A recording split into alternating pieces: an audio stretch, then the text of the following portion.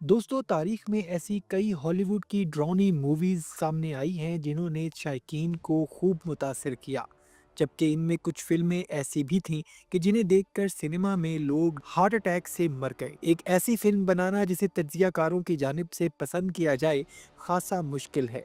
लेकिन इससे भी ज़्यादा मुश्किल ये बात है कि जब आपको ऐसा महसूस होने लगे कि किसी डरावनी फिल्म बनाने के साथ साथ आपकी ज़िंदगी में भी डरावने वाक़यात होना शुरू हो गए हैं। कई सालों से लोगों का ऐसा मानना है कि वो फ़िल्में जिनमें डरावनी, बदकिस्मती और बददुआओं जैसे मसाइल दिखाए जाएँ, इनमें काम करने वाले अदाकारों के साथ भी ये सब कुछ होना शुरू हो जाता है।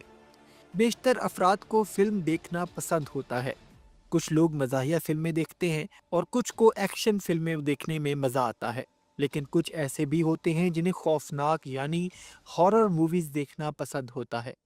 फ़िल्म्स को डिज़ाइन करने में खासी मेहनत दरकार होती है और अमूमी तौर पर मूवीज़ सिर्फ मुसन्निफ़ के ख़यालात पर मबनी होती है। लेकिन डरावनी फ़िल्मों में बिल्कुल ऐसा नहीं होता, क्योंकि दूसरी फ़िल्मों की तरह हॉरर फ़िल्में सिर्फ मुसन्निफ़ के ख़यालात पर मबनी नहीं होती, बल्कि इनमें से कुछ हकीकी वाक़यात पर भी बनाई जाती हैं। और आज के इस वीडियो में हम आपको ऐसी ही कुछ फ़िल्मों के बारे में बताएंगे जो हकीकी वाक़यात पर बनाई गई हैं।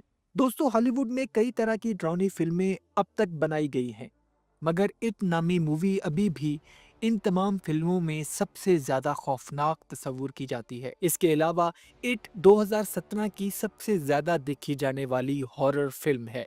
इस फिल्म में पेनीवाइज नाम का एक जोकर होता है जो लोगों और ज़्यादातर बच्चों को कई तरह की अच्छी चीज़ों का लालच देकर अपने पास बुलाता है और फिर इनका शिकार कर लेता है।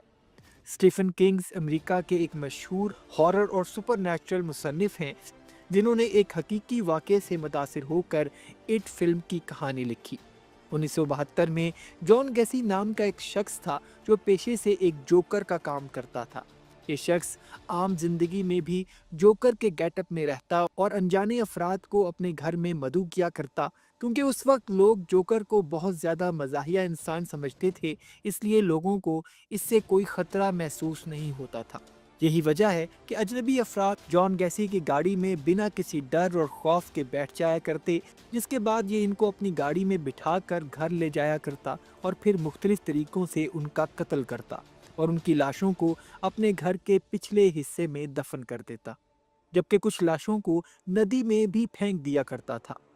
1972 से लेकर 1978 तक जॉन ने 33 से भी जायद लोगों की जान ले ली, जिसके बाद पुलिस ने चंद शवाहिद की बिना पर उसे गिरफ्तार कर लिया। और जब उसे चेकअप के लिए अस्पताल में मुंतकिल किया गया तो डॉक्टर्स ने बताया कि जॉन एक जहनी मरीज है, इसका दिमाग ठीक से काम नहीं कर रहा। डॉक्टर्स ने इसका इलाज किया और 1994 में जब इसकी बीमारी ठीक हुई तो उसे फांसी की सज़ा दी गई।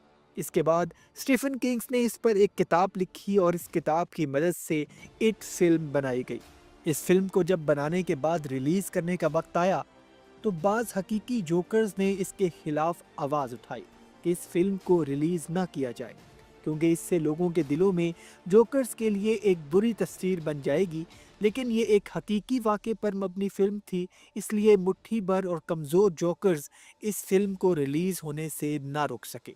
अगर आप ये फ़िल्म देखें तो आपके ज़हन में ये बात ज़रूर गर्दिश करेगी कि क्या हकीकी दुनिया में ऐसा कोई जोकर भी मौजूद था कि जिसके आमाल से इंसान की रूह काम चाहती है। इस हवाले से आपकी राय क्या कहती है, कमेंट में हमें ज़रूर बताइएगा।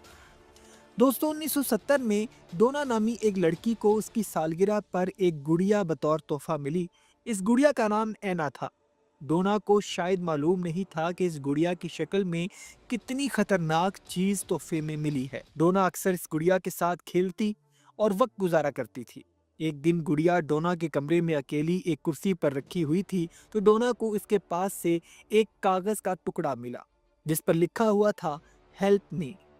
दोनों को ये बात बहुत अजीब लगी। इसे लगा कि शायद कोई इसके घर में घुसकर उसे डराने की ऐसी शरारत कर रहा है। इस बात का पता लगाने के लिए जो उन्होंने अपने घर के दरवाजों और खिड़कियों पर टेप लगा दी ताकि कोई और अगर खिड़की या दरवाजे से गुजर कर आए तो वो टेप उतर जाए, जिससे उसे पता चल सके कि ये शरारत कौन कर रहा है और आखिर कौन है जो उसे डराना चाहता है। लेकिन हैरानगी की बात ये थी कि अगले दिन वो तमाम टेप्स उसी तरह खिड़कियों और दरवाज़ों पर लगी हुई थी।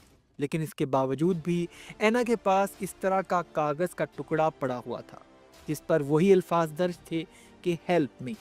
इस वाक़े के बाद इसके घर में और भी कई वाक़यात रूनुमा होना शुरू हो गए, जैसे कि अजीबो-गरीब आवाज़ें आना और दरवाज़ों और खिड़कियों का अपने आप बंद हो जाना और खुल जाना। तो डोना ने पैरानॉर्मल एक्सपर्ट को अपने घर बुलाया। वो काफ़ी देर तक इस गुड़िया को देखते रहे और सारे मामले को समझने की कोशिश की गई। फिर उसने डोना से कहा, इस गुड़िया पर शैतान का कब्जा है। ये सुनकर डोना ने एक जादूगर को बुला लिया, जिसने इस गुड़िया पर कुछ मंत्र पढ़े और उन सभी ने मिलकर ये फैसला किया कि इस गुड़िया को किसी म्यूजियम में रखवा दिया जाए। फिर एक म्यूजियम का इंतखाब किया गया, जो कि अमेरिका में वाक़या है। कहा जाता है कि आज भी इस म्यूजियम की इंतज़ामिया ये दावा करती है कि एनाबेला गुड़िया के साथ अक्सर पुरस्रार वाक़यात पेश आते रहते हैं। अगर आपने भी एनाबेला फिल्म देखी है तो आपको ये पता होगा कि इस फिल्म के आगाज़ में एक छोटा सा नोट लिखा आता है कि ये फिल्म हकीकत पर मबनी एक वाक़े की नकल बनाई गई है। हकीकत में चाहे ये गुड़िया एनाबेला वाली फिल्म में दिखाई गई गुड़िया से अलग हो, लेकिन ये फिल्म एक सच्ची कहानी पर फिल्माई गई है। Robert the doll.